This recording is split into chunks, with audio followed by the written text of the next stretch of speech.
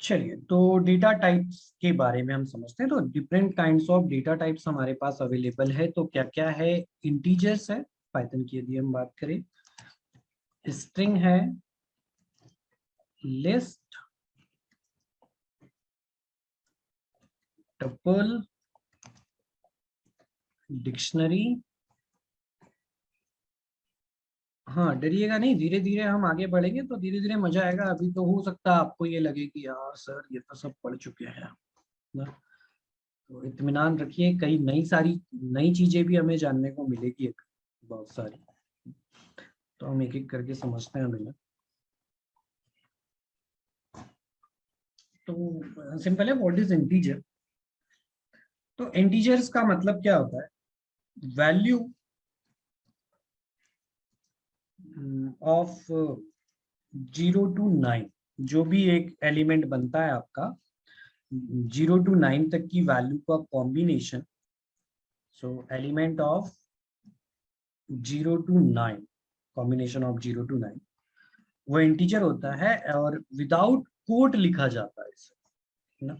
मतलब ना single quote, ना डबल कोट, ना ही ट्रिपल कोट। तो विदाउट कोट डायरेक्टली लिखी जाती है जो भी वैल्यू 0 to 9 के बीच की, वो सब क्या कहलाती है? इंटीजर कहलाती है। सो पाइथन 3 की यदि हम बात करें तो पाइथन 3 में हमने ये कहा था कि फ्लोट भी नहीं है। ऐसा नहीं कि हम यूज नहीं कर सकते, हम यूज कर सकते हैं फ्लोट को। बट पाइथन 3 ने ये कहा है कि फ्लोट को भी वो इंटीजर में कंसीडर कर सकता है। तो यदि आप फ्लोट वैल्यू को इंटीजर फंक्शन में पास करोगे, इंटीजर कंसीडर करोगे, तो भी वो सही है। आप फ्लोट कहोगे तो भी वो सही, नहीं। इंटीजर, किसी भी वैल्यू को इंटीजर में कन्वर्ट करने के लिए हम इंट फंक्शन का यूज करते हैं। तो इंट इज अ फंक्शन। अब यहाँ पे फंक्शन क्यों कह रहे हैं हम इसे? क्योंकि ये तो एक कीवर्ड है, राइट? किसी भी कीवर्ड के बाद यदि पैरेंथेसिस लगे हो, that means it is a function. तो अब ये कंप्लीट क्या हो गया? एक इंट फंक्शन हो गया, ठीक। इंटीजर ऑब्जेक्ट इज इम्यूटेबल, है ना। तो इम्यूटेबल का मतलब क्या होता है? म्यूटेंट वगैरह हमने बहुत सारी मार्वल्स की मूवियां देखी है, तो उसमें क्या सुनते हैं ना, म्यूटेंट आ गया, म्यूटेंट आ गया। म्यूटेंट मतलब, कैन नॉट चेंज। नहीं, वो म्यूटेंट मतलब कैन चेंज, इम्यूटेबल मतलब can not change. Just like we are, we humans are immutable object, we can not change in other forms, है ना। तो हम ह्यूमन है, हम ह्यूमन की तरह ही रह सकते हैं। बट कुछ लोग होते हैं, जैसे हॉलीवुड मूवी में हमने देखे हैं कि कुछ लोग होते हैं जो अपना रंग रूप बदल लेते हैं। तो उन्हें हम कहते हैं म्यूटेंट, मतलब जो कि चेंज हो सकता है। अब यहाँ पर कौन सी म्यूटेंटेंसी आ गई कि इंटीजर को हमने कहा कि भैया वो एक इम्यूटेबल ऑब्जेक्ट है ना। तो इसके बारे में भी हम समझेंगे अभी। और एक पॉइंट देख लेते हैं हम, integer is not an iterable object, है ना। तो इंटीजर एक इटरेबल ऑब्जेक्ट नहीं। Integer object can not be subscriptable. तो ऑब्वियसली यदि जो भी ऑब्जेक्ट इटरेबल नहीं होगा वो सब्सक्रिप्टेबल भी नहीं, राइट। तो इसको एक एक करके समझते हैं हम। चलिए, तो हमने कहा कि इम्यूटेबल नहीं है। अब इम्यूटेबल नहीं है का मतलब क्या है, कैसे समझ में आएगा? इम्यूटेबल नहीं है तो प्रोग्राम यहाँ बनाते हैं तो काम भी आएगा हमारे। तो हमने कहा इंटीजर्स, राइट। इंटीजर्स मतलब हमने लिखा है ए की एक वैल्यू दी है 10, तो ऑब्वियसली ये इंटीजर वैल्यू है। इसका टाइप चेक करेंगे ए का, तो क्या आएगा? Class int. बी में एक वैल्यू दी है 20। पैरेलली अब मैं यहाँ पर प्रिंट कराता हूँ आईडी ऑफ ए। ए की वैल्यू को चेंज कर दिया अब हमने ए प्लस बी से। फिर हम प्रिंट कराते हैं आईडी ऑफ ए। तो जनरली आउटपुट की बात करें तो इस पूरे प्रोग्राम में आउटपुट ये 3 लाइन तो नहीं देगी कभी भी, 20, 21 एंड 23। ये तो ऑब्जेक्ट का इनिशियलाइजेशन है। आउटपुट कौन सी लाइन देगी? प्रिंट फंक्शन वाली, क्योंकि प्रिंट के थ्रू ही हम आउटपुट जनरेट करना है।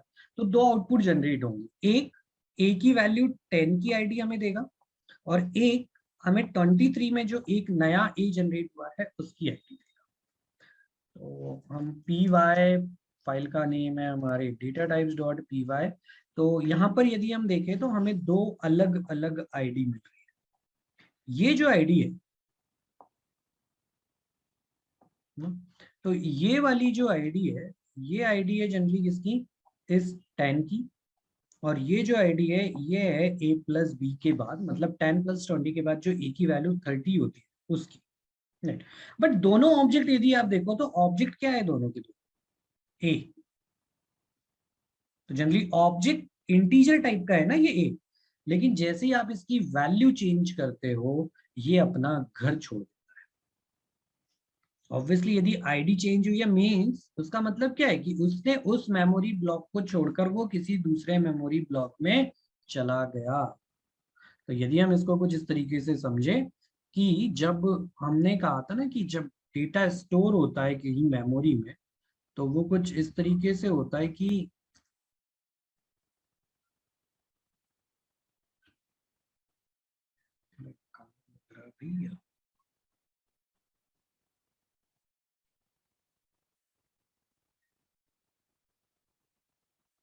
राइट। तो एक में एक वैल्यू थी 10, तो 10 यहाँ पर आकर स्टोर हो गया। तो ए में क्या हुआ ना कि इसका रेफरेंस आ गया है, तो ये वैल्यू 10, राइट। अब लेकिन जब ए की वैल्यू को हम करते हैं 30, तो क्या करता है ना वो 30 यहाँ पर असाइन हो जाता है। मतलब ए की वैल्यू को यदि आप चेंज करोगे तो ए में अब रेफरेंस इसका ना होके किसका आ जाता है, इसका आ जाता है। तो जनरली इस लाइन के बाद 23 लाइन के बाद ए की वैल्यू क्या हो गई 30, तो ए का रेफरेंस क्या आ जाएगा, ये आ जाएगा। बिफोर 23 लाइन ए का रेफरेंस क्या होगा, इस ब्लॉक का होगा। चलो इसको एक और तरीके से कुछ इस तरीके से समझते हैं। यदि मैं यहाँ पर कहूँ कि C इक्वल्स टू 10 और प्रिंट कराते हैं हम आईडी ऑफ C।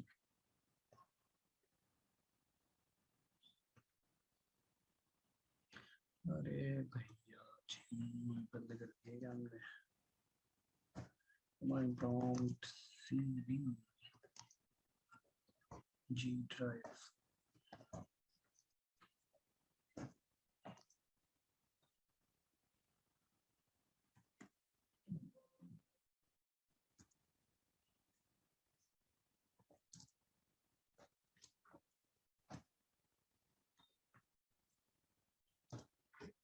राइट। तो यहाँ पर एक चीज समझिए आप कि इसको पहले डिलीट करा जाए।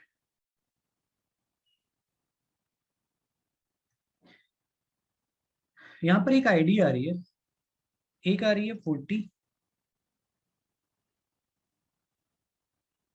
एक आ रही है 80 और एक आ रही है फिर से 443। मतलब फर्स्ट और थर्ड वाली जो आईडी है सेम। तो ये जो 40 है ये ई से एक ही है 10 वाले की, ये जो 80 है ये है ई से एक की जो कि 10 प्लस 20 होता है, और ये जो 443 है ये है सी की। तो ए और सी मतलब फर्स्ट वन और लास्ट वन दोनों की आईडी क्या है ना, सेम। अब दोनों की आईडी सेम है मतलब ये दोनों सेम मेमोरी ब्लॉक में कहीं ना कहीं अवेलेबल है ना।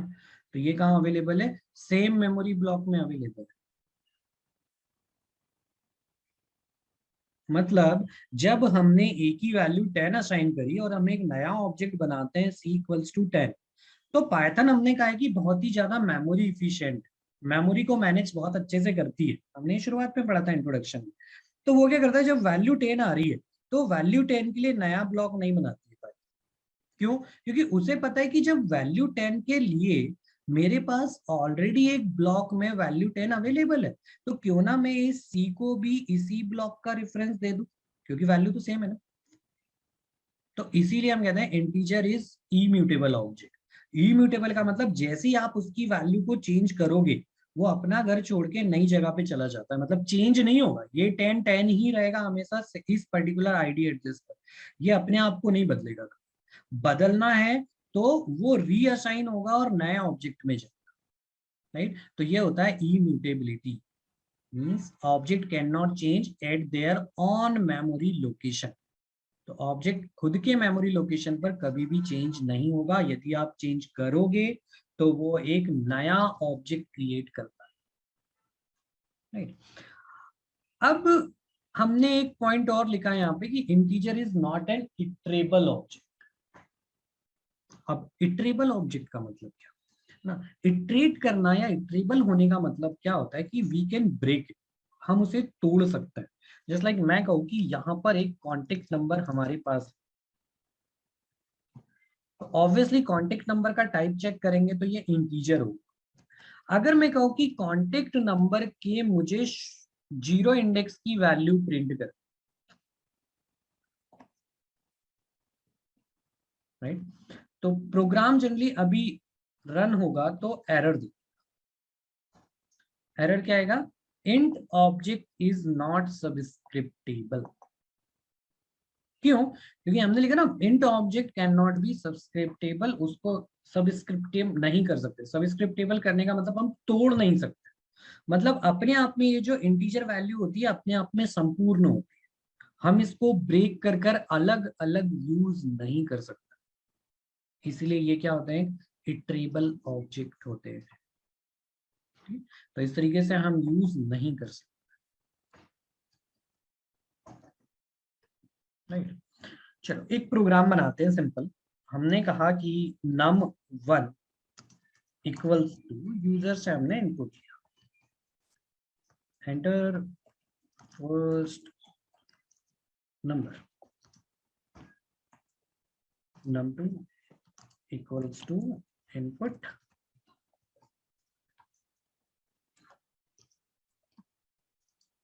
Enter second, right. हमें रिजल्ट निकालना है तो हम क्या कहेंगे, हमें ऐड करना है, तो हम एक ऐड कर लेते हैं। ऐड करना है मतलब num1 प्लस num2 और प्रिंट करा देते हैं ऐड। तो प्रोग्राम को रन करते हैं। फर्स्ट नंबर है हमने दिया 3, सेकंड नंबर है, सेकंड नंबर हमने दिया 4, और आउटपुट क्या आ जाता है ना 34। फर्स्ट नंबर तो 3 था, सेकंड नंबर 4 था, आउटपुट क्या आ गया 34 आ गया। वाई 34 क्यों आ गया ये? सर क्योंकि स्ट्रिंग में अभी इंटीजर में कन्वर्ट नहीं की। Yes sir. तो स्ट्रिंग में कौन सी वैल्यू है?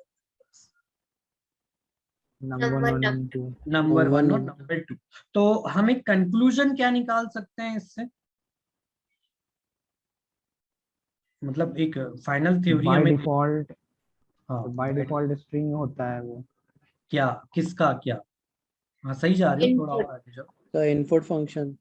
इनपुट इनपुट फंक्शन का रिटर्न टाइप क्या होता है? Return type. स्ट्रिंग होता है। इनपुट फंक्शन जो वैल्यू देता है उस वैल्यू का टाइप क्या होता है? स्ट्रिंग है। हम इसको कन्वर्ट करेंगे, तो हमने शुरुआत में पढ़ा था, हमने इंट फंक्शन, तो num1 को हमने किस में कन्वर्ट कर दिया, इंट में।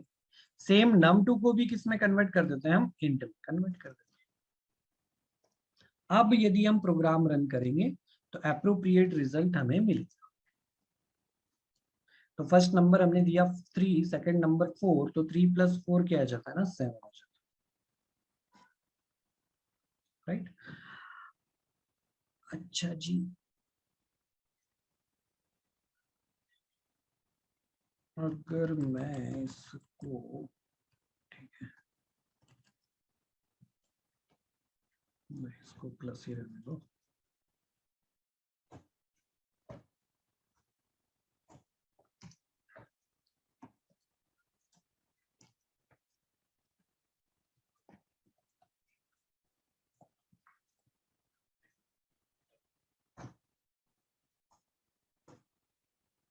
तो सेम यहाँ पर आ रहा है आपको, unsupported operand type for string and string, क्योंकि num1 एंड num2। अब से देखो यहाँ पर तो कोई रिजल्ट नहीं, यहाँ पर तो कोई एरर नहीं आया था जब हमने टाइप कास्टिंग नहीं करी।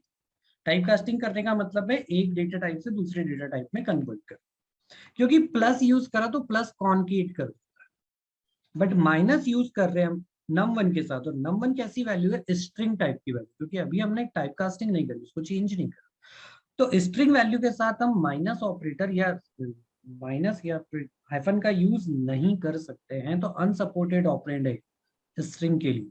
लेकिन यदि मैं यहाँ पर मल्टीप्लाई लगा, तो अगर ये स्ट्रिंग में अभी हम देखेंगे, अभी रहने तो, अच्छा दोनों स्ट्रिंग ही है ना, तो भी नहीं करेगा, मल्टीप्लाई भी नहीं करेगा, डिवाइड भी नहीं करेगा। तो ऑब्वियसली आपको कभी भी जब भी मैथमेटिकल ऑपरेशंस परफॉर्म करने हो किसी भी इनपुट वैल्यू के ऊपर, तो हमें उसे कन्वर्ट करना होगा किसमें, इंटीजर। और इंटीजर में कन्वर्ट करने के लिए हमारे पास जो फंक्शन है वो क्या है, इंट।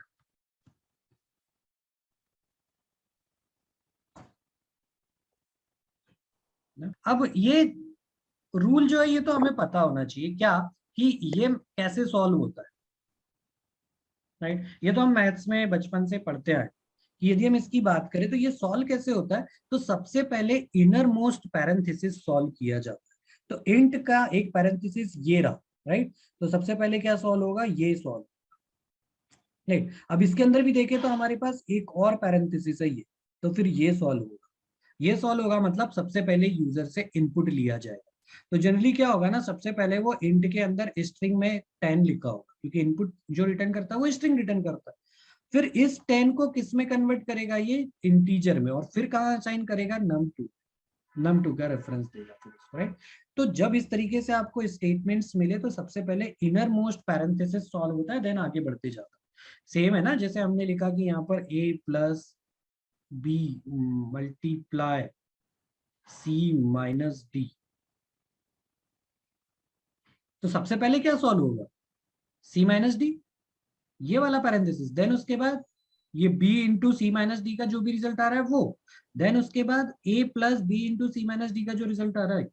तो सबसे पहले ये, फिर ये, और फिर ये, राइट। तो ये मैथमेटिकल इक्वेशन। तो सेम प्रोग्रामिंग में भी होता है, यदि आपको कोई इक्वेशन फंक्शन के अंदर फंक्शन, फंक्शन के अंदर फंक्शन मिल रहे हो, तो सबसे पहले इनर मोस्ट फंक्शन सॉल्व होता है, सबसे पहले inner most parenthesis solve, then उसके बाद हम बाहर आते हैं। तो ये तो हुई इंटीजर की कहानी ना। अब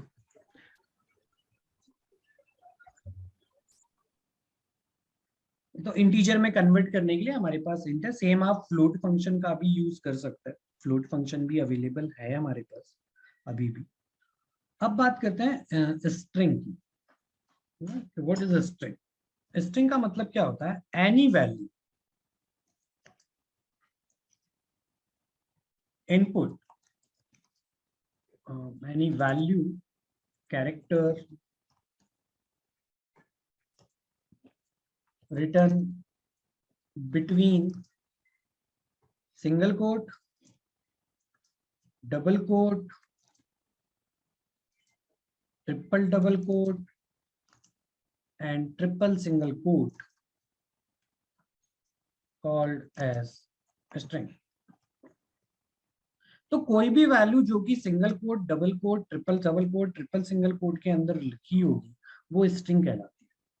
यदि हमने कोड के अंदर 10 भी लिखा तो वो किस में कन्वर्ट हो जाएगा, स्ट्रिंग में कन्वर्ट हो जाएगा, राइट। जैसे हमने यहाँ पर कॉन्टेक्ट में लिखा, तो अगर हमने कोट नहीं लगाया तो ये इंटीजर है क्योंकि 0 to 9 तक की वैल्यू। लेकिन यदि हमने यहाँ पर a लिख दिया तो ये गलत हो जाएगा, क्योंकि ये क्या है ना, यूनिकोड, मतलब एक कैरेक्टर। तो कैरेक्टर विदाउट कोट नहीं लिखे जा सकते।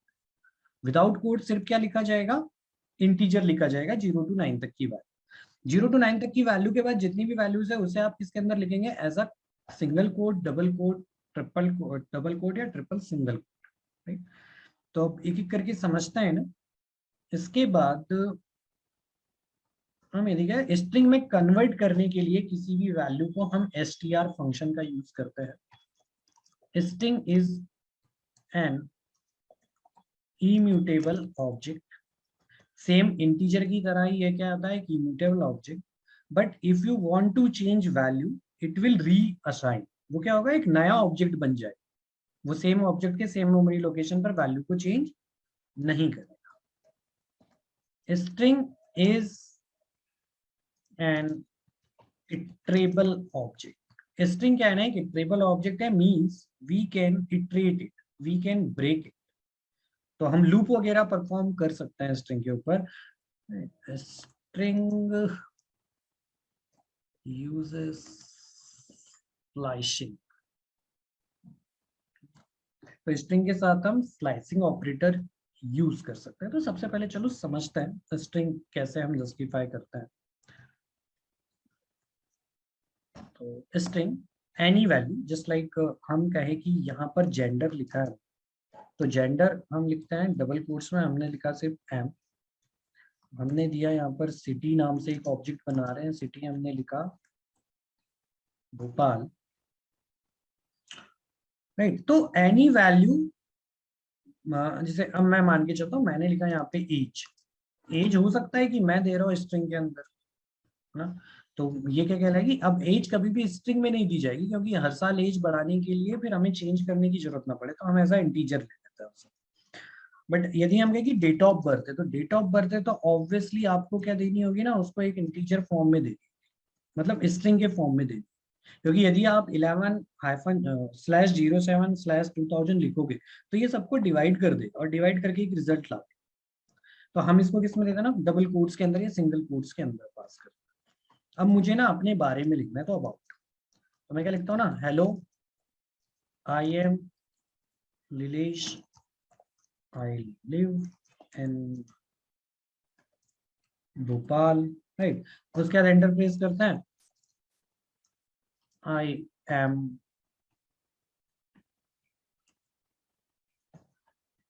डेवलपर,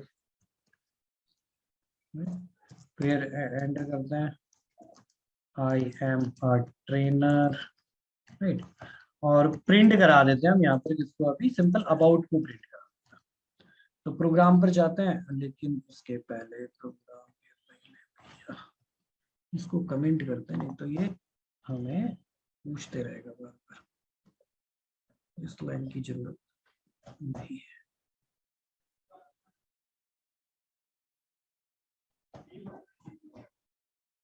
तो हमने कमेंट कर दिया, राइट। अब इस प्रोग्राम को हम रन करें, हम इसको रन करते हैं, तो रन करते हैं तो यहाँ पर एक एरर आ जाता है।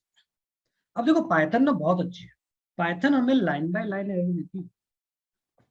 तो किस लाइन पर एरर है, 58 नंबर लाइन पर है, तो हम 58 नंबर लाइन पर जाते हैं, उसके पहले का सारा कोड सही है हमारा, वहां पे कोई एरर नहीं है। एरर कहां पर है, 58 नंबर ऑफ लाइन पर। क्या एरर है, ईओएल। ईओएल मतलब एंड ऑफ लाइन। तो जब भी आपको कहीं पर भी ईओएल दिखे, ईओएल मीन्स होता है एंड ऑफ लाइन।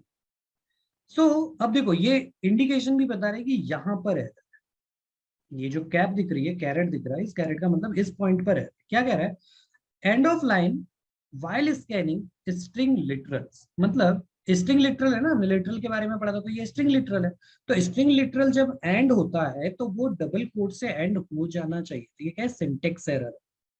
अब क्यों भैया, क्योंकि आपने स्ट्रिंग दी और हमने कहा था Python works on indentation. Indentation का मतलब जैसे ही आपने एंटर प्रेस करा, मींस ये न्यू लाइन बन गई। अब न्यू लाइन बन गई तो वो अब इस 58 नंबर ऑफ लाइन का पार्ट नहीं रही, तो ये लाइन कहां पर एंड हो जानी चाहिए, यहीं पर एंड हो जानी चाहिए, ऐसे।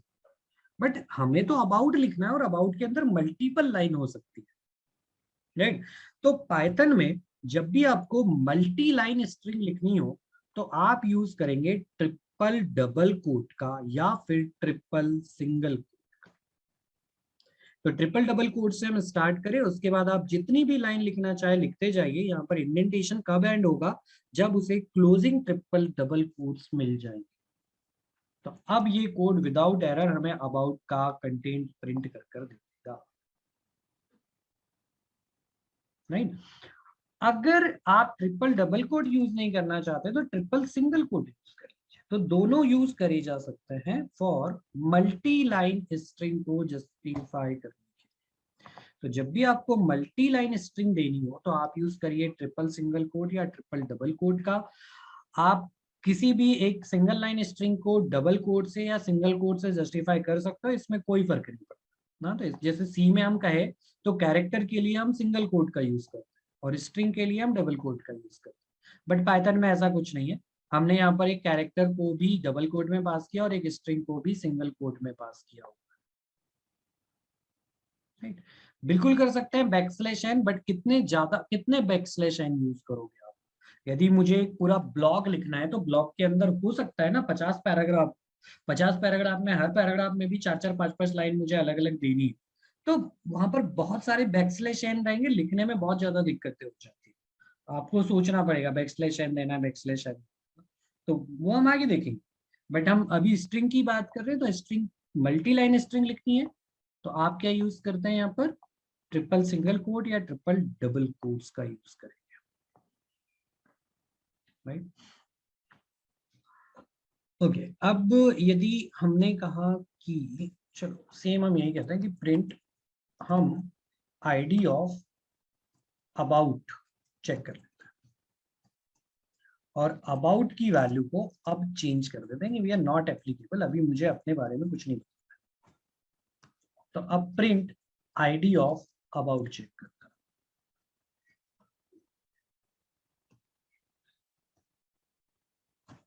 तो दोनों आईडी अलग अलग आ रही है ना, ऑब्जेक्ट तो एक ही है, स्ट्रिंग ऑब्जेक्ट है दोनों। अब ये अबाउट भी स्ट्रिंग ऑब्जेक्ट है, ये अबाउट भी सेम स्ट्रिंग ऑब्जेक्ट है, बट दोनों का कंटेंट क्या हो गया ना, चेंज हो गया।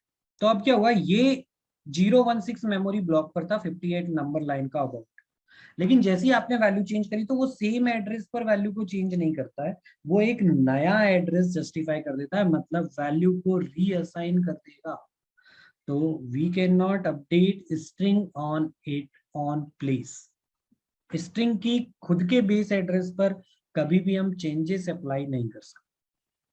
अगर आप चेंजेस करते हो तो आपको हर बार एक नया ऑब्जेक्ट असाइन करना हो, इसलिए हम कहते हैं string is an immutable object. String क्या है ना, एक इम्यूटेबल ऑब्जेक्ट नहीं, इटरेबल ऑब्जेक्ट है। अब ये कैसे समझते हैं हम इसको, सेम हम इस तरीके से समझते हैं कि अब अगर मैंने कहा कि प्रिंट कराते हैं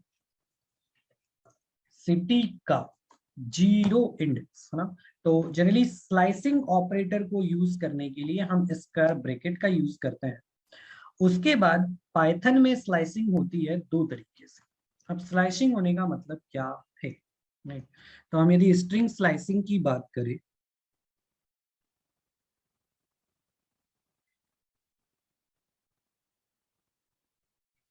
स्ट्रिंग स्लाइसिंग मतलब जस्ट लाइक हमने लिखा था यहाँ पे सिटी, सिटी की वैल्यू हमने दी यहाँ पर भोपाल, राइट। तो अगर हम इसको इस तरीके से ब्रेक करने की कोशिश करेंगे, हम इसको कुछ इस तरीके से लिखते हैं BHOPAL, BHOPAL, क्योंकि string is an iterable object है। इटरेबल ऑब्जेक्ट है means we can break it, हम इसको तोड़ सकते हैं, राइट। तो लेफ्ट टू राइट यदि हम चले तो ये होता है 0 इंडेक्स, इसे क्या, कौन सी पोजीशन कहते हैं, 0 1 2 3 4 5, ये बढ़ते जाएगा, यदि वैल्यू होगी तो बढ़ते जाएगा। पाइथन में रिवर्स इंडेक्सिंग भी होती है। रिवर्स इंडेक्सिंग स्टार्ट विद -1 -2 -3 -4 -5 -6, और यदि और वैल्यू होती है इधर तो वो इधर बढ़ते जाता है। तो बहुत आसान है, यदि हम कहें कि किसी स्ट्रिंग का सबसे फर्स्ट एलिमेंट जो है वो हमें चाहिए, तो हम क्या कह सकते हैं, सिटी स्क्वायर ब्रैकेट 0 इंडेक्स की वैल्यू देना, तो इसका आउटपुट अल्टीमेटली क्या आएगा, बी। अगर हम कहें कि सिटी का -1 इंडेक्स की वैल्यू दे, तो इसका आउटपुट क्या आ जाएगा, एल, नहीं। तो इस तरीके से हमें यदि किसी स्ट्रिंग का लास्ट एलिमेंट फेच करना है तो मुझे पूरी लेंथ -1 करने की जरूरत है, हम डायरेक्टली -1 इंडेक्स फैच कर सकते हैं, तो हमें लास्ट एलिमेंट मिल जाएगा कि एक्चुअली लास्ट एलिमेंट क्या। Okay, right. तो इस तरीके से हम स्ट्रिंग की स्लाइसिंग या इंडेक्सिंग यूज कर सकते हैं, वी कैन ब्रेक इट, हम इसको ब्रेक कर सकते हैं। सेम यदि हम कहें कि प्रिंट करते हैं हम सिटी का -1 इंडेक्स, तो ये हमें क्या दे देगा, एल दे देगा और बी दे देगा, तो बी और L, B for 0 -1 for L, right. तो अब बात करते हैं हम स्लाइसिंग ऑपरेटर जनरली क्या होता है, किस तरीके से यूज करते हैं। तो स्लाइसिंग ऑपरेटर किसी भी इटरेबल ऑब्जेक्ट के सब एलिमेंट्स को एक्सेस करने के लिए हम स्लाइसिंग ऑपरेटर का यूज करते हैं। स्लाइसिंग ऑपरेटर को स्क्वायर ब्रैकेट के अंदर यूज करा जाता है, और यहाँ पर लिखा जाता है उस ऑब्जेक्ट का नेम जिस ऑब्जेक्ट के ऊपर आप स्लाइसिंग ऑपरेटर यूज करना चाहते हैं, और उसके बाद स्क्वायर ब्रैकेट, और यहां पर हम देते हैं स्लाइसिंग ऑपरेटर के अंदर 3 पैरामीटर हम दे सकते हैं, start, colon and colon sticks. Now आज हम बात करते हैं स्लाइसिंग। तो व्हाट इज स्लाइसिंग ऑपरेटर, किस तरीके से एक स्लाइसिंग ऑपरेटर को हम यूज कर सकते हैं, राइट। तो हम बनाते हैं यहाँ पर एक स्ट्रिंग, जस्ट लाइक एक कोड नाम का ऑब्जेक्ट है हमारे पास।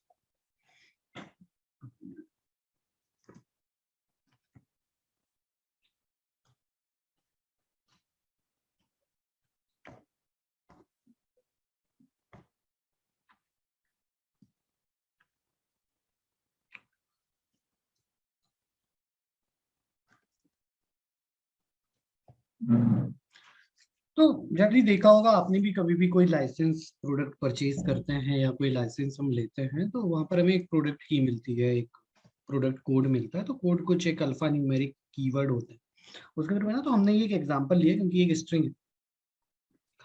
अब स्लाइसिंग का मतलब क्या है कि जब भी हम किसी एक स्ट्रिंग को या इटरेबल ऑब्जेक्ट को सब एलिमेंट्स को उसके चेक करना चाहे, इटरेट करना चाहे, तो हम स्लाइसिंग का यूज करते हैं। स्लाइसिंग यूज करी जाती है स्क्वायर ब्रैकेट के अंदर। इसके अंदर 3 पैरामीटर पास करे जा सकते हैं। एक स्टार्ट होता है, देन एंड, और देन उसके बाद स्टेप्स, राइट। स्टार्ट में यदि हमने अभी एक सिंगल एलिमेंट पास किया यहाँ पर 0, और फिर अब इस प्रोग्राम को हम रन करते हैं। Okay, it will throw an error.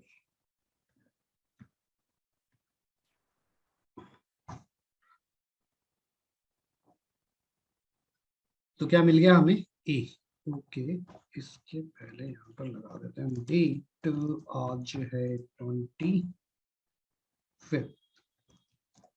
मार्च 2022, और यहाँ पर करा देते हैं प्रिंट एक हैश को मल्टीप्लाई बाय 20।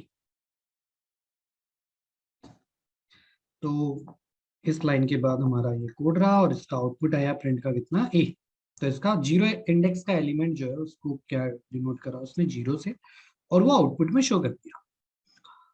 अब सेम यदि हम करना चाहें कि प्रिंट ऑफ कोड का -1 इंडेक्स यदि हम प्रिंट करना चाहते तो ऑब्वियसली लास्ट इंडेक्स हमें आउटपुट में मिल जाएगा। लास्ट इंडेक्स क्या है? 2। तो जब भी हम स्लाइसिंग ऑपरेटर में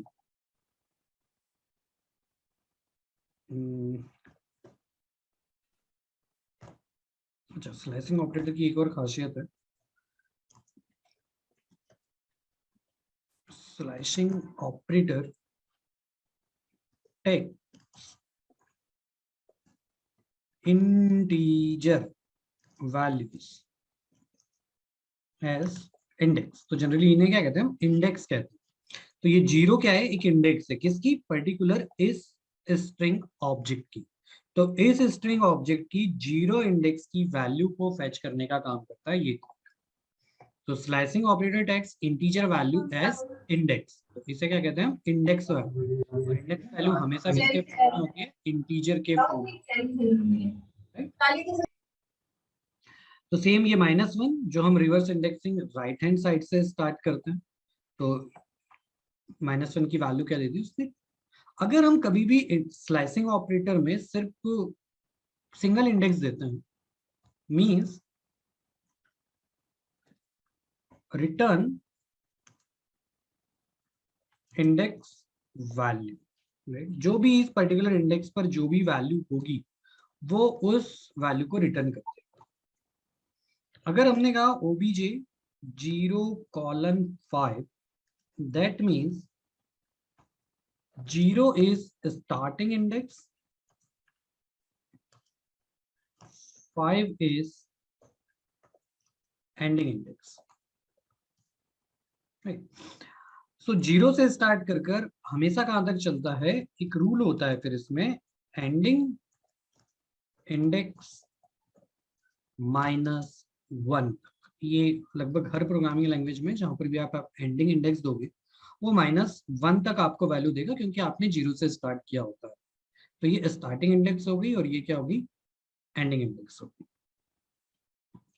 सेम यदि हम यहाँ पर दे दे 3 वैल्यू 0 से लेकर 5 तक, और ये हो गई 2, तो यहाँ पर डिफॉल्ट में लास्ट इंडेक्स, लास्ट जो पैरामीटर होता है उसकी वैल्यू होती है 1। 1 क्या? 2। तो यहाँ पर 2 क्या है? 2 इज स्टेप्स, राइट। तो 0 ऑब्वियसली स्टार्टिंग है, फिर इज एंडिंग इंडेक्स और 2 है स्टेप्स ऑफ इंडेक्सिंग। तो अब इसको समझते हैं किस तरीके से होगा ये। तो चलिए एक काम करते हैं यार, यहाँ पे बार बार प्रिंट करना पड़ेगा, हम यहाँ पर समझते हैं। पाइथन का शेल ओपन करते हैं, यहाँ पर हम कोड को कॉपी कर लेते हैं, इसी को पेस्ट किया, ये आ गया कोड। यदि कोड को प्रिंट करेंगे तो ये मिलता है। अब ऑब्वियसली कोड का 0 इंडेक्स ए मिलता है, कोड का -1 इंडेक्स 2 मिलता है। अब हमने कहा कि कोड के 0 इंडेक्स से चालू कर कॉलन 5th इंडेक्स तक की वैल्यू हमें दे दो। तो 0 इंडेक्स पर क्या वैल्यू है हमारे पास? ए ए, राइट। और कहां तक चलेगी? 5th इंडेक्स तक। तो this is 0 1 2 3 4 and 5th, right. अब हमेशा एंड इंडेक्स -1 चलता है, मतलब 5 - 1 4। तो वो कितनी वैल्यू रिटर्न करना चाहिए हमें? इसका आउटपुट जनरली क्या आना चाहिए? A B 1 2 and hyphen, right. तो हम रन करना है, तो क्या आ गया? A B 1 2 and hyphen, right. तो ये एंड इंडेक्स जो होती है ये -1 चलती है। तो एंड इंडेक्स -1 तक वैल्यू के साथ ये इंडेक्स वैल्यू हमें रिटर्न करता है। सेम, अब यदि हम इसे कुछ इस तरीके से कहें कि कोड का 0 कॉलन 5 12 कॉलन डिफॉल्ट में जो स्टेप्स होती है ना वो होती है 1।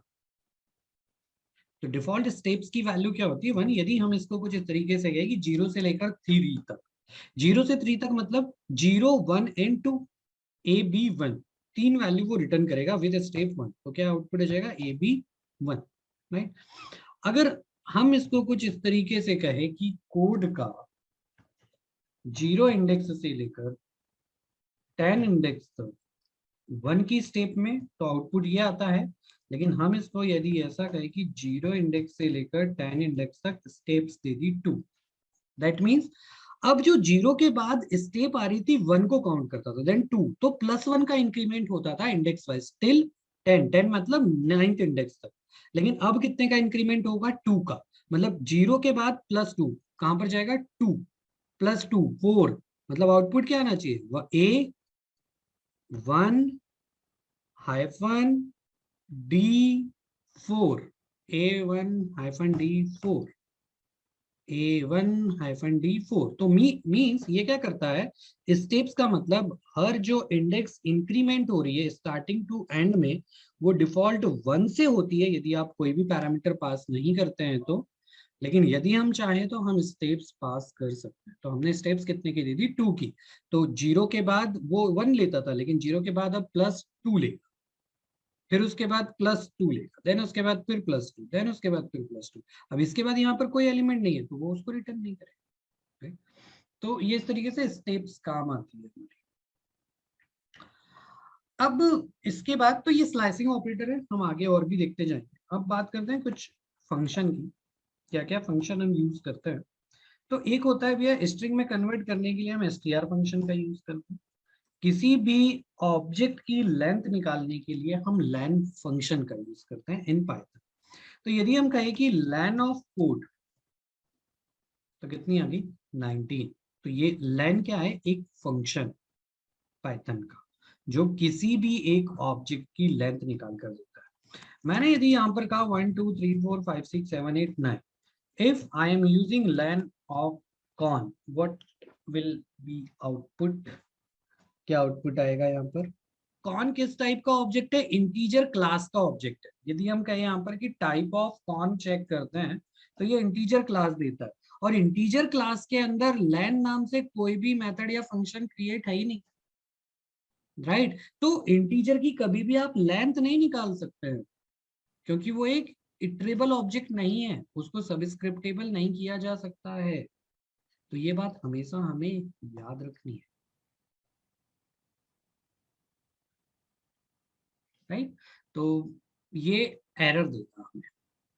तो len इट, क्योंकि जब मैंने आपको इस इंटीजर पढ़ाया था तब मैं आपको बता देता, बट वो उस टाइम पे जरूरी नहीं था, वो हमें हमारे लिए नहीं, क्योंकि इंटीजर में वो लाइन फंक्शन होता ही नहीं। लाइन फंक्शन कहाँ से हम यूज करते हैं, एनी इटरेबल ऑब्जेक्ट, तो इंटीजर तो इटरेबल था नहीं। तो ये कुछ फंक्शन हम यूज करते हैं। अब इसके बाद हम बात करते हैं कुछ मेथड्स की।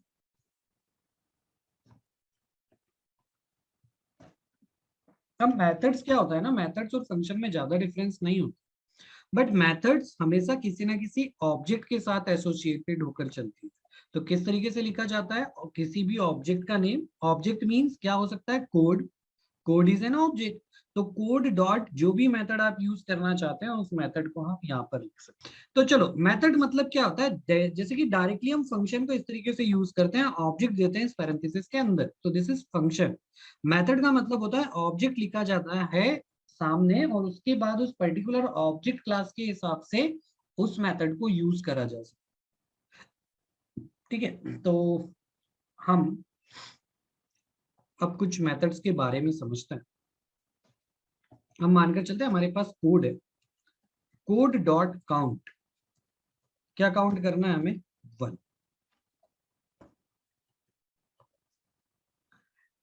इसको मैं मान के चलता हूँ res1 के नाम से एक ऑब्जेक्ट हमने बना लिया। प्रिंट करते हैं हम res1 को, control Z py data types dot py indentation error, कहाँ पर क्या लिखा है हमने, अच्छा जी इसको कमेंट कर देते हैं।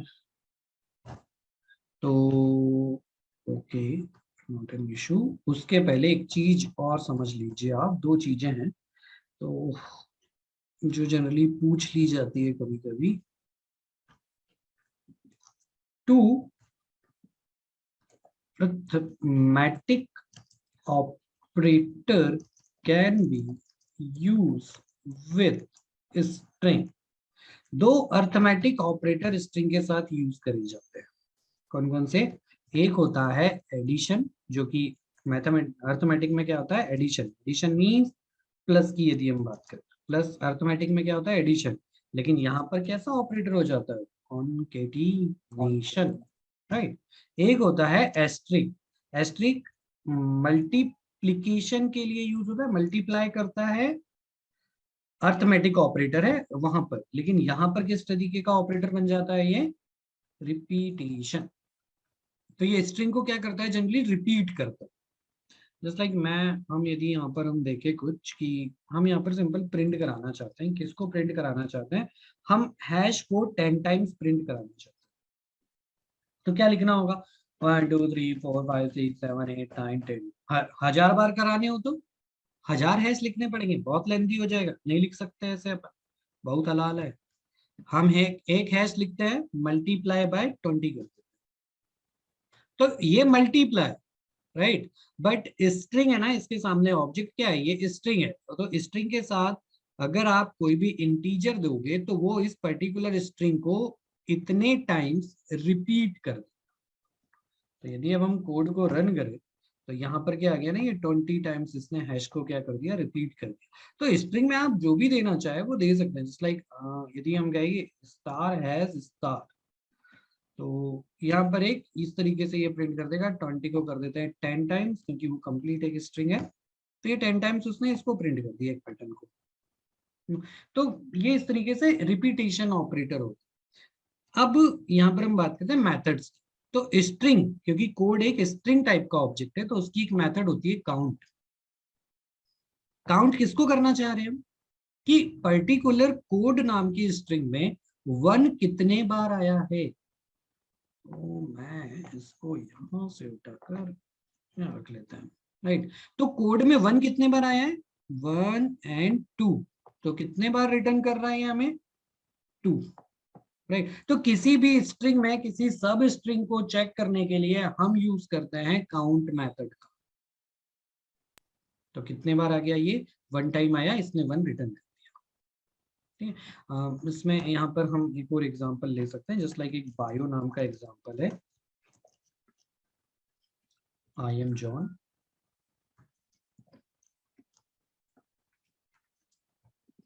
I am learning Python. चलो अभी डायरेक्टली प्रिंट करा देते हैं हम। बायो डॉट काउंट, किसको काउंट करते हैं हम? कैपिटल आई कितने बार आया है? तो कैपिटल आई कितने बार आया है? 2 बार आया। हम चेक करते हैं यहाँ पर कुछ और है क्या? चलो हम चेक करते हैं ए, राइट। स्मॉल ए कितने बार आया? तो स्मॉल ए कितने बार आया? 3 टाइम्स। तो ये ना केस सेंसिटिव होता है, तो हम इसको क्या लिख सकते हैं कि काउंट मेथड क्या है ना, केस सेंसिटिव है।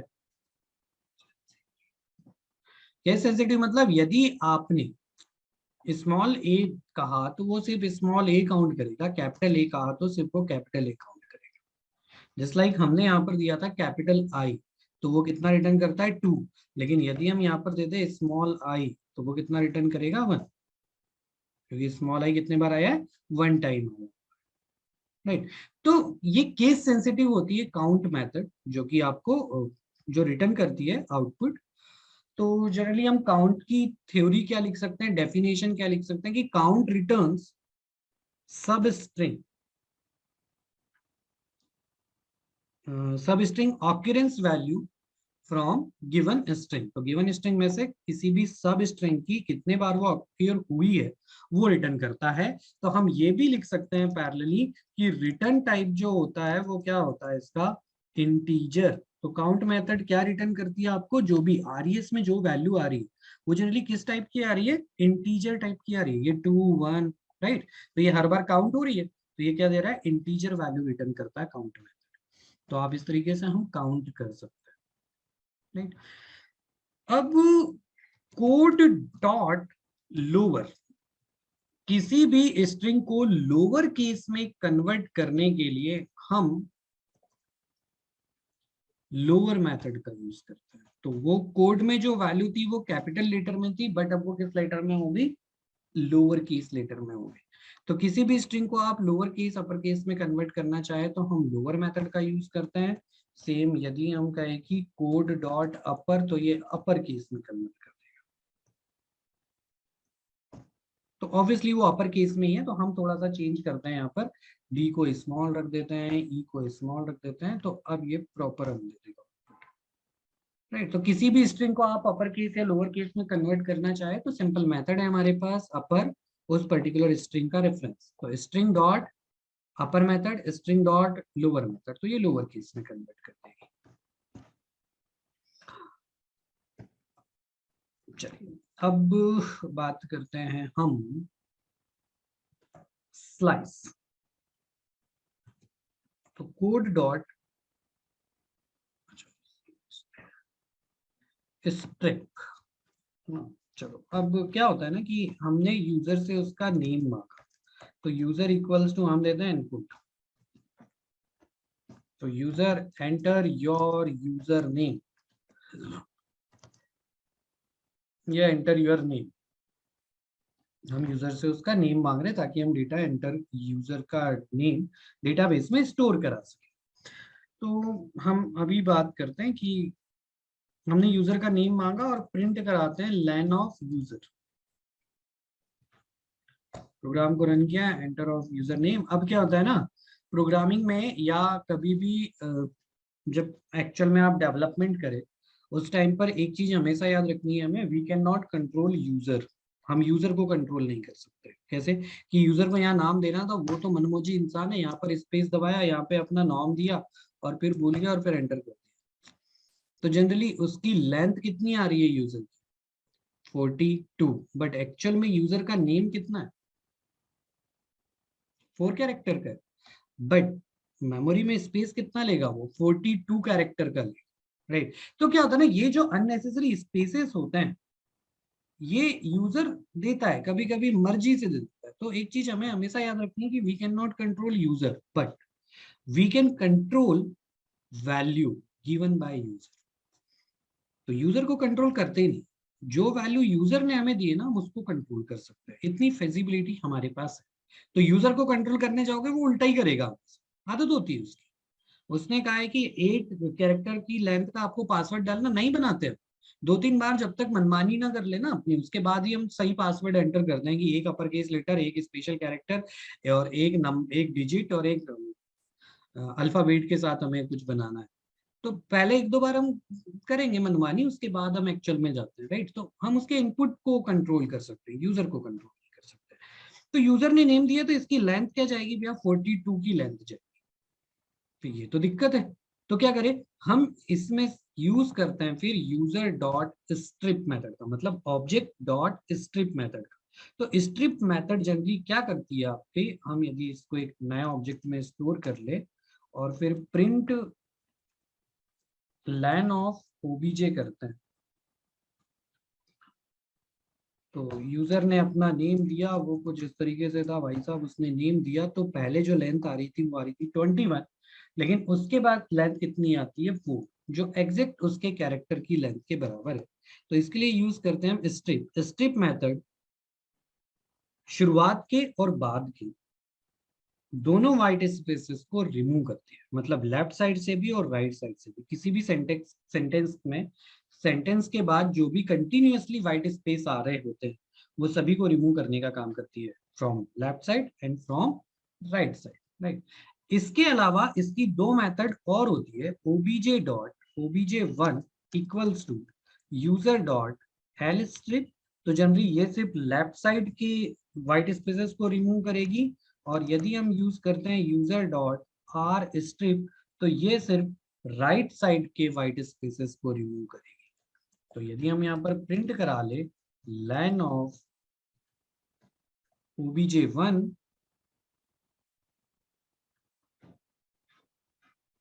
एंड लाइन ऑफ obj2, तो दोनों में फर्क आएगा।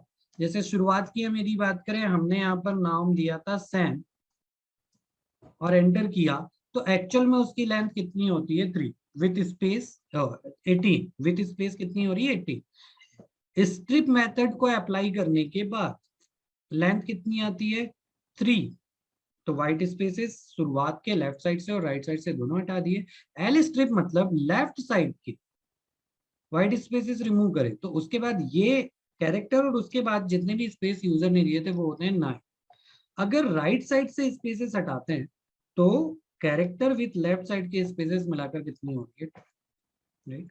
तो इस तरीके से एल स्ट्रिप और आर स्ट्रिप काम करता है। इसका एक और बेनिफिट है, यदि हमने कहा हमारे पास क्या है, हमारे पास सीओ नाम से एक ऑब्जेक्ट है जिसके अंदर A S D x x x x x x x लिखा हुआ है। अगर मैं कहूँ कि सीओ डॉट आर स्ट्रिप, हमने यहाँ पर क्या दे दिया एक्स, और इसको हम डायरेक्टली करा दे प्रिंट,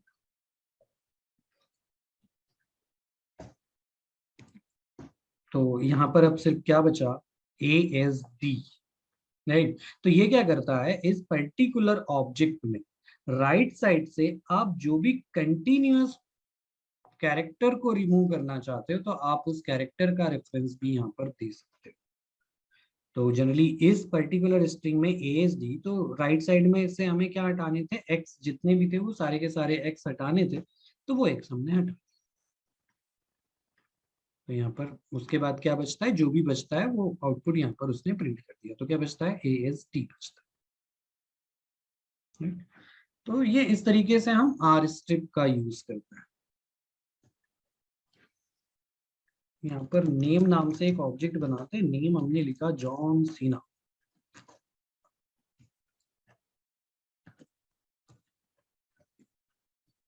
तो अभी आप बताइए आपके हिसाब से पर्टिकुलर नेम की लेंथ क्या है। एल स्ट्रिप या स्ट्रिप मेथड क्या करती है, कंटिन्यूअस व्हाइट स्पेसेस को रिमूव करती है। कंटिन्यूअस व्हाइट स्पेसेस का मतलब क्या है, ये शुरुआत के जो व्हाइट स्पेसेस है ना उन्हें रिमूव करने का काम, कि नहीं तो सेंटेंस के बीच में आ रहा होगा ना उन्हें रिमूव नहीं करती, क्योंकि इस स्पेस के बाद एक कैरेक्टर आ तो वो इसको ट्रैक नहीं करता। कंटिन्यूअस जो व्हाइट स्पेस होंगे और उसके बाद जब कोई भी कैरेक्टर ना हो उस स्ट्रिंग में, ये उसको रिमूव करने का काम करेगी, उसके ठीक लिए है। स्ट्रिप मेथड, ये बीच वाला। अब बात करते हैं हम स्प्लिट मेथड की। कि स्प्लिट मेथड क्या काम करती है। अभी अच्छा, रिटर्न टाइप भी आप याद रखिए कि रिटर्न टाइप क्या क्या होते हैं। जैसे कि काउंट मेथड का रिटर्न टाइप इंटीजर मिलेगा आपको, लोअर और अपर का रिटर्न टाइप हमें स्ट्रिंग ही मिलता है, but as a new object convert करता है वो, सेम बेस कोड में चेंज नहीं होंगे। हाँ, यदि हम कोड को लोअर में कन्वर्ट कर रहे हैं तो इस कोड ऑब्जेक्ट में चेंजेस नहीं होते हैं। यदि आप यहाँ पर हम इसको इस तरीके से लिख लेंगे, एक ऑब्जेक्ट बना ले हमने ए, तो या फिर हम डायरेक्टली यहाँ पर कोड भी लिख देंगे ना, तो भी क्या होगा, एक कोड नाम से नया ऑब्जेक्ट बन जाएगा। तो 93 नंबर ऑफ लाइन के कोड का और 100 नंबर ऑफ लाइन कोड का आईडी दोनों का अलग अलग। क्यों? क्योंकि स्ट्रिंग एक इम्यूटेबल ऑब्जेक्ट, तो हम कोई भी चेंजेस नहीं कर सकते। लोअर केस में चेंज कर रहे हैं मतलब आज की वैल्यू चेंज कर रहे हैं, आज की वैल्यू चेंज कर रहे हैं तो डेफिनेटली वो चेंज हो रहा है ना, तो चेंज नहीं होगा कभी। तो स्ट्रिंग के साथ कभी भी आप काम करिए, एक नया चेंजेस होंगे तो ऑब्वियसली एक नया ऑब्जेक्ट ही क्रिएट हो एवरी टाइम। आर स्ट्रिप की बात करें तो सेम ये भी एक स्ट्रिंग रिटर्न करता है। अब बात करते हैं स्प्लिट की। स्प्लिट जनरली क्या काम करता है कि यदि हमने कुछ भी नहीं दिया यहाँ पे, तो स्प्लिट डिफॉल्ट में स्पेसेस के साथ स्प्लिट कर देता है ना। तो कोई भी वैल्यू नहीं दी तो वो स्पेस के साथ स्प्लिट कर दो हर एक कैरेक्टर को, और स्प्लिट करके वो क्या रिटर्न करता है आपको, रिटर्न अ लिस्ट। तो लिस्ट ऑब्जेक्ट रिटर्न करता है स्प्लिट मेथड। अब हम चाहते हैं कि स्प्लिट होना चाहिए किसके थ्रू, हाइफन के थ्रू। तो हाइफन के थ्रू रिलीज कर देगा और हर लिस्ट के अंदर एक एक एलिमेंट अलग अलग इंडिविजुअल स्टोर करा देगा, राइट। तो हम कुछ ऐसा कह सकते हैं कि एनसी का अब हम यदि 0 इंडेक्स प्रिंट कराए तो हमारे पास AB12 आ जाए। तो इस पर्टिकुलर कोड को हमने स्प्लिट कर दिया किसके थ्रू, हाइफन के थ्रू। सेम मान के चलते हैं कि हमारे पास एक डेट आई थी, यूजर ने अपनी डेट दी,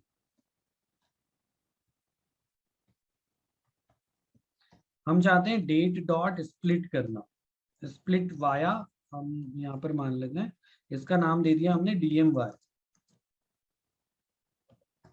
और यदि हम प्रिंट करा ले DMY, तो DMY क्या बन जाएगा, अच्छा डिफॉल्ट में स्पेस से स्प्लिट कर रहा, हम चाहते हैं फॉरवर्ड स्लैश से स्प्लिट करना। तो 3 अलग अलग पैरामीटर देगा, 0 इंडेक्स पर हो सकता है डेट हो, फिर मंथ और फिर ईयर, राइट। अगर मैं कहूँ कि कुछ इस तरीके से ना, तो अब ध्यान से समझो यहाँ पर हो क्या रहा है, हम इस तरीके से भी असाइन कर सकते। अगर हमने शुरुआत में ये कहा था DMY नाम से एक कंप्लीट एक ऑब्जेक्ट बनाया और हमने कहा था डेट डॉट स्प्लिट स्लैश से, तो इसका मतलब क्या है कि DMY एक लिस्ट ऑब्जेक्ट बनी। D, M, Y का मतलब क्या है कि स्प्लिट करने पर मुझे ये पता है कि डेट के अंदर यदि मैं फॉरवर्ड स्लैश से स्प्लिट करता हूं तो उसके अंदर 3 ऑब्जेक्ट मुझे वो देने वाला है रिटर्न में, तो हम 3 ऑब्जेक्ट यहाँ पर असाइन कर दें।